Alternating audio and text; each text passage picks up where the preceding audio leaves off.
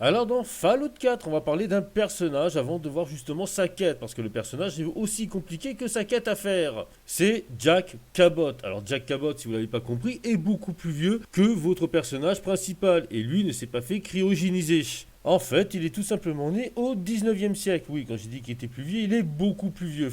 En fait, le problème est venu de son père. Son père, Lorenzo, était donc un explorateur et a découvert en Arabie Saoudite un artefact alien. Le problème, c'est que l'artefact alien, qui était une sorte de casque, s'est fixé à son crâne et l'a rendu totalement cinglé. Bon, s'il ne l'avait transformé qu'en fou sanguinaire, ça aurait été, mais il lui a aussi apporté justement des super pouvoirs. Jacques, aimant son père à ce moment-là et étant directeur d'un asile, enferma son père à l'asile. Et là, vous allez me dire, mais justement, d'où vient son immortalité? Et par contre, là, ça devient très glauque.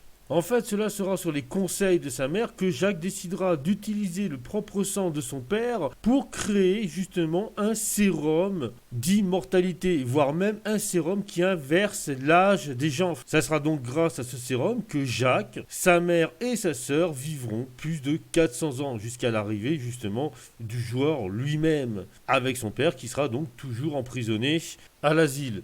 Bon, je tiens à préciser qu'ils ont un majordome qui les suivront donc à travers les années, mais totalement transformé en ghoul. C'est Digan.